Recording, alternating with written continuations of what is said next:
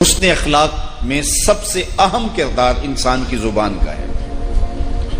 رسول کریم صلی اللہ علیہ وآلہ وسلم نے ارشاد فرمایا، تم اپنی شرمگاہ اور اپنی زبان کی مجھے ضمانت دے دو، میں تجھے جنت کی ضمانت دے دیتا ہوں۔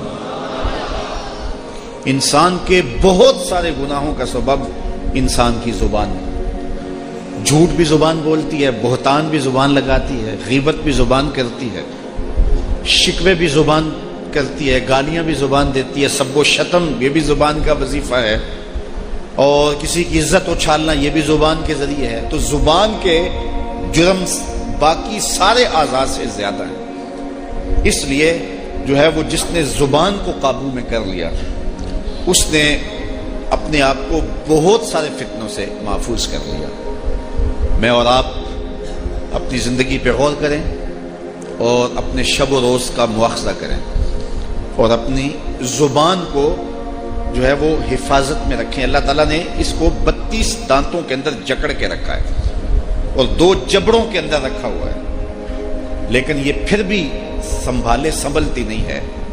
اور اللہ یاذ باللہ سب و شتم تو آج ہمارا شعار زندگی بن گیا ہے، اور چھوٹے چھوٹے بچوں کی زبانوں پر اتنی غلیظ گالیاں ہیں۔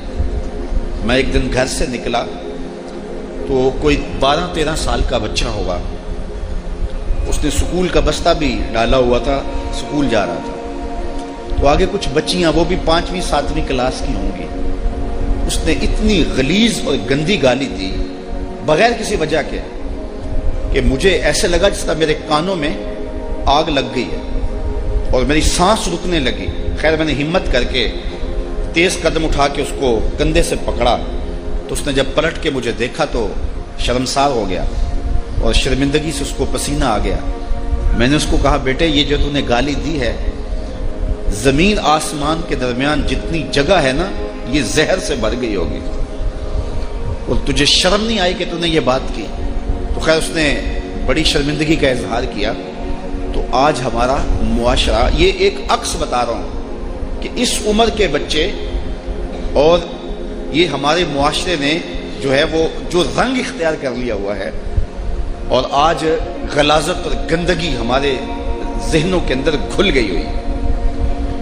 وہ کسی زمانے میں ہوتا تھا کہ سفر کے دوران کسی پبلک پلیس پہ یا لاری اڈے پہ ہم جاتے تو وہاں مجبوراً واش روم میں جانا پڑ جاتا، تو وہاں اتنی غلیظ چیزیں اور باتیں لکھی ہوتی کہ شرم سے پانی پانی ہو جاتے۔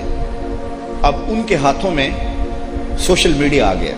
وہی گندے لوگ اور وہی غلیظ ترین لوگ جو پہلے واش روموں میں بیٹھ کے گندگی کی جگہوں پہ بیٹھ کے تحریر کیا کرتے تھے، آج انہی کے ہاتھوں میں سوشل میڈیا آ گیا ہے، اور ایسی ایسی مکروہ تصویریں اور غلیظ جملے۔ الیاذ باللہ، کیا یہ ایک مومن کی شان ہے؟ ایک مومن کی زندگی ایسی ہو سکتی ہے؟ آج ہم یہ بات کہہ رہے ہیں کہ ملک لبرلزم کی طرف بڑھ رہا ہے، اور آج کوئی خیر کی بات یہاں سوشل میڈیا پہ آتی ہے اور کسی شخص کی سمجھ میں وہ بات نہیں آتی، یا اس کے دل دماغ کے اندر کوئی اسلام کے بارے میں کوئی اتنی محبت نہیں، آپ یہ بھی مان لیں، اور وہ اس پر کوئی بات کر دیتا ہے، اور اس کے بعد پھر جس طرح اس کو گالیاں دی جاتی ہے، تو وہ نہیں بھی اسلام سے دور تو ہم اس کو دھکا دے کے اسلام سے باہر نکال دیتے ہیں۔ تو مجھے بتاؤ کہ جب ہماری معاشرت کا یہ رنگ ہوگا تو پھر ہم کہاں لڑکتے ہوئے کہاں جا کے گریں گے؟ تو میں آپ سب نوجوانوں کو بالخصوص کہتا ہوں کہ ایسے تمام گروپوں سے نکل جائیں اور ایسے لوگوں سے اپنا تعلق ختم کر لیں کہ جو غلیظ اور گندی سوچ کے حامل ہیں، کیونکہ جب سوچوں کا گند اور غلاظت جب سامنے آتی ہے تو پھر روح میلی ہو جاتی ہے، اور جب روح میلی ہو جائے تو ایسی روحوں پہ اللہ کے انوار کی بارش نہیں ہوتی۔ تو اپنے آپ کو پاکیزہ بناؤ، اپنے طرز زندگی کو خوبصورت بناؤ، اور غلاظت اور گندگی سے اپنے آپ کو